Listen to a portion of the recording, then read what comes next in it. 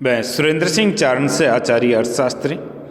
आज हम देखेंगे उदासीनता वक्रों की सहायता से उपभोक्ता का संतुलन।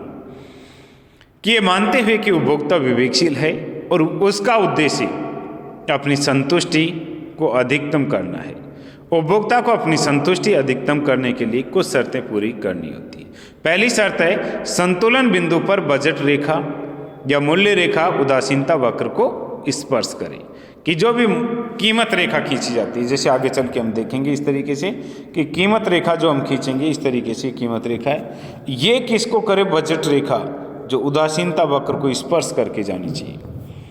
सराय संतुलन बिंदु पर उदासीनता वक्र का ढाल MRS x/y तथा बजट रेखा का ढाल Px/Py बराबर होना चाहिए। अर्थात MRS x/y = Px/Py। MRS x/y को MUx/Py भी कह सकते हैं, जो बराबर किसके होना चाहिए? Px/Py के।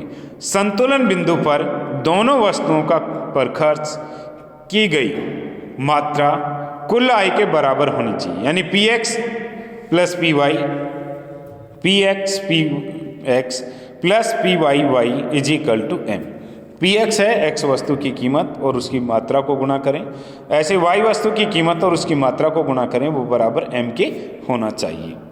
यहाँ बजट रेखा या मूल्य रेखा हम देखें कि बजट रेखा, मूल्य रेखा या कुल व्यय रेखा, कीमत रेखा की कीमत रेखा दो वस्तुओं के उन विभिन्न संयोगों को बताती है जिन्हें उपभोक्ता अपनी सीमित आय व दोनों वस्तुओं की कीमतों के दिए होने पर प्राप्त कर सकता है।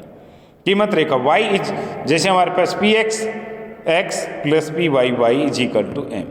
यदि x की मात्रा 0 खरीदे तो y की मात्रा 0 खरीदे तो x = क्या होगा? M/Py x। यदि x की 0 हो जाए तो y = M/Py।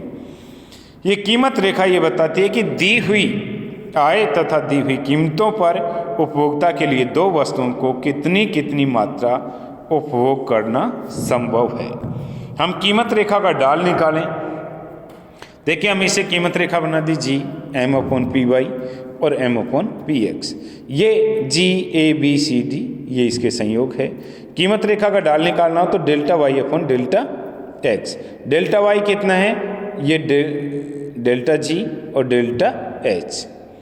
यहाँ MP डेल्टा जो G का जो मान है वो है M/Py और डेल्टा H का मान है M/Px। तो यहाँ इसको पलट देंगे, Px ऊपर चला जाएगा तो M से M कैंसिल, तो यहाँ Px/Py। अर्थात कीमत रेखा का ढाल दोनों वस्तुओं की कीमतों के अनुपात के बराबर होगा। यानी उपभोक्ता जो GH कीमत रेखा के किसी भी बिंदु पर अपनी आय से प्राप्त कर सकता है। यानी G और H के बीच के कोई भी बिंदु है A B C D, इस बिंदुओं को, इन बिंदुओं को उपभोक्ता अपनी जो सीमित आय दी हुई है उनसे प्राप्त कर सकता है। जैसे हम उदासीनता वक्र का ढाल निकालें कि उदासीनता वक्र दो वस्तुओं के उन विभिन्न संयोगों को दर्शाता है जिन पर उपभोक्ता को समान संतुष्टि मिलती है। या इसको ये वक्र खींचा, इसका ढाल निकालें, डेल्टा, इधर Δy और इधर Δx। तो Δy/Δx जिसे कहते हैं MRS x/y या MRS x/y = MUx। यानी x वस्तु की सीमांत उपयोगिता में y वस्तु की सीमांत उपयोगिता से भाग देते। अर्थात उदासीनता वक्र का ढाल x वस्तु के लिए y वस्तु की प्रतिस्थापन की सीमांत दर के बराबर होगा। MRS x/y अथवा दोनों वस्तुओं की सीमांत उपयोगिताओं के अनुपात के बराबर होगा। इसके लिए तीसरी हमारे पास जो जरूरत है, उदासीनता मानचित्र। विभिन्न उदासीनता वक्रों को प्रदर्शित करने वाले रेखा चित्र को उदासीनता मानचित्र कहते हैं। प्रत्येक ऊंचा उदासीनता वक्र नीचे उदासीनता वक्र की तुलना में अधिक उपयोगिता या संतुष्टि को दर्शाता है। यानी जैसे जैसे हम उदासीनता मानचित्र पर ऊंची उदासीनता वक्र पर जाते हैं, संतुष्टि का स्तर भी क्या होगा? हमारा बढ़ता जाएगा। ये एक दूसरे को काटते नहीं है, ये दूर दूर रहेंगे इस तरीके से। यहाँ अब देते हैं उपभोक्ता संतुलन की मान्यताएं। कि उपभोक्ता का अधिमान या रुचि स्थिर रहनी चाहिए। कि उपभोक्ता जो संतुलन की स्थिति में होगा उसके लिए निम्न मान्यताएं जरूरी है। कि उपभोक्ता का अधिमान या रुचि स्थिर रहती है। व्यय हेतु मुद्रा की मात्रा दी हुई होती है कि उसको कितनी मुद्रा खर्च करनी है।